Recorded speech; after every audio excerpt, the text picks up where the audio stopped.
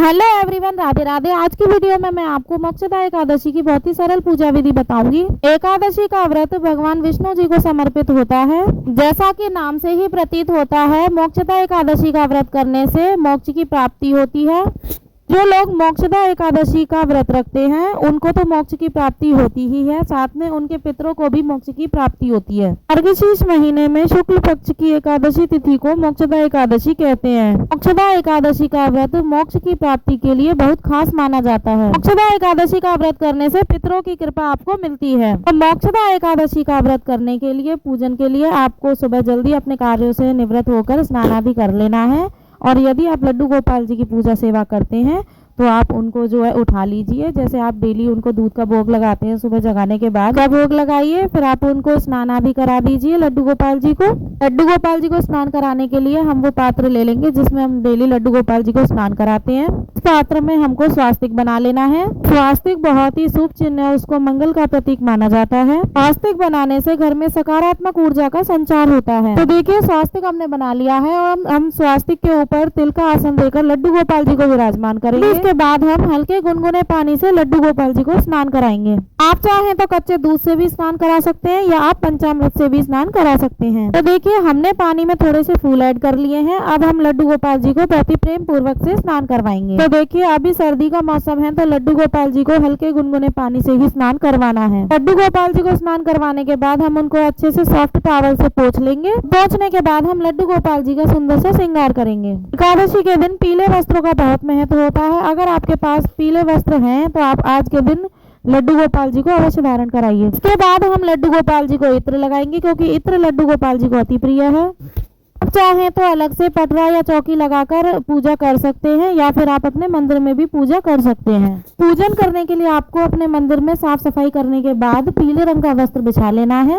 अब यहाँ पर तिल का आसन देते हुए हम विष्णु भगवान जी की फोटो विराजमान करेंगे। अगर आपके पास मूर्ति है तो आप वो भी विराजमान कर सकते हैं। भगवान विष्णु जी की फोटो या मूर्ति, जो भी स्वरूप आपके पास है, आप वो विराजमान कर लें। फिर उसके बाद यदि आप लड्डू गोपाल जी की सेवा पूजा करते हैं तो आप उन्हें भी विराजमान कर लें। इसके बाद हम तिल का आसन देते हुए गणेश जी को विराजमान कर लेंगे। अगर आपके पास गणेश जी का फोटो या मूर्ति, कोई भी स्वरूप आपके पास नहीं है तो आप सुपारी में कलावा लपेटकर उसे भी गणेश जी का स्वरूप मानकर आप पूजा कर सकते हैं। सभी को हमने विराजमान कर लिया है। अब इसके बाद हम पूजा शुरू करेंगे। सबसे पहले हम जल के छींटे लगाकर सभी को भाव रूप में स्नान करा लेंगे। इसके बाद हमको दीपक जलाना है। दीपक आप घी का जला सकते हैं या फिर आप तिल के तेल का भी जला सकते हैं। तो दीपक प्रज्वलित करने के बाद हम सबसे पहले दीपक का पूजन करेंगे, क्योंकि दीपक हमारी पूजा का साक्षी माना जाता है। तो भाव रूप में हमने स्नान सबको कराई दिया था पहले। अब हम वस्तु स्वरूपी का अलावा समर्पित करेंगे सबको। सबसे पहले हम गणेश जी को समर्पित करेंगे, उसके बाद हम भगवान विष्णु जी को समर्पित करेंगे। गोपाल जी को हमने पहले ही स्नान करा के वस्त्र धारण करवा दिए हैं। के बाद हम सबको तिलक करेंगे। तो सबसे पहले हम गणेश जी को तिलक करेंगे, फिर उसके बाद हम भगवान विष्णु जी को और लड्डू गोपाल जी को तिलक करेंगे। तिलक करने के बाद हम सभी को तिल समर्पित करेंगे, क्योंकि एकादशी की पूजा में चावल का उपयोग नहीं किया जाता है। चावल की जगह तिल का उपयोग किया जाता है। सभी को तिल समर्पित करने के बाद हम फूल समर्पित करेंगे। तो यहाँ हम गणेश जी को लाल रंग का फूल समर्पित करेंगे। विष्णु भगवान जी को हम पीले रंग के फूल समर्पित करेंगे। अगर पीले रंग का फूल आपको मिले तो बहुत अच्छी बात है, नहीं तो आपको जो भी फूल मिले आप उससे पूजा कर सकते हैं। इसके बाद हम भगवान विष्णु और लड्डू गोपाल जी को तुलसी समर्पित करेंगे, क्योंकि तुलसी बिना भगवान विष्णु जी की पूजा अधूरी मानी जाती है। हम भोग समर्पित करेंगे। तो हम गणेश जी को अलग से भोग समर्पित करेंगे, क्योंकि गणेश जी को भोग में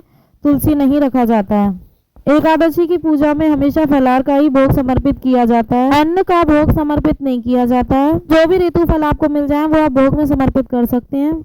भोग में हमें तुलसी दल अवश्य समर्पित करना है। तो जो भी आप भोग ठाकुर जी को लगाएं आप उसमें तुलसी अवश्य डालें, क्योंकि तुलसी बिना भगवान विष्णु और लड्डू गोपाल जी भोग स्वीकार नहीं करते हैं। यहाँ आपको दक्षिणा जरूर समर्पित करनी है। दक्षिणा आप अपने सामर्थ्य के अनुसार समर्पित कर सकते हैं, क्योंकि दक्षिणा हमारी पूजा में रही कमियों को पूरा करती है। इसके बाद हम धूप दिखाएंगे। इसके बाद हम एक लोटा जल ले लेंगे और फिर हम हाथ में थोड़े से फूल और तिल लेकर कथा सुनेंगे। देखिए, खाली हाथ कभी भी कथा सुननी नहीं चाहिए, हाथ में कुछ ना कुछ आपको रखना चाहिए कथा सुनते टाइम।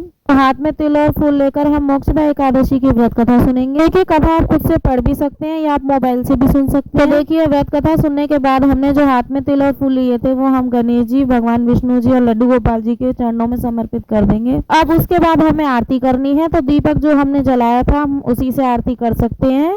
या फिर इसके अलावा आप कपूर की आरती भी कर सकते हो अलग से। सबसे पहले हम गणेश जी की आरती करेंगे, फिर उसके बाद हम लड्डू गोपाल जी भगवान विष्णु जी की आरती करेंगे। बहुत ही प्रेम पूर्वक हमको आरती करनी है और आरती करने के बाद हाथ जोड़कर हम भगवान जी से अपनी पूजा में रही कमियों के लिए क्षमा याचना करेंगे। इस तरह से हमारी जो मोक्षदा एकादशी की पूजा है सुबह की वो पूर्ण हो जाएगी। तो जल का लोटा है उसे आप सूर्य भगवान को अर्घ दे देंगे। दिया शांत हो जाएगा तो जो भी भोग प्रसादी समर्पित किए हैं उसको हम भगवान जी का जो प्रसाद है उसको सभी सदस्यों में बांट लेंगे। जहां आपने चौकी लगाकर सुबह पूजा करी है, शाम को आपको वहां दीपक जरूर जलाना है। चौकी आपको अगले दिन उठाना है। तो इस तरह से बहुत ही सरल तरीके से हमारी मोक्षदा एकादशी की पूजा विधि पूर्ण हो जाएगी। आप मोक्षदा एकादशी का व्रत कर ना पाए तो आप पूजन जरूर कीजिए। तो वीडियो अच्छा लगा हो तो लाइक जरूर करना। मिलते हैं नेक्स्ट वीडियो में, तब तक के लिए राधे राधे, हरे कृष्णा।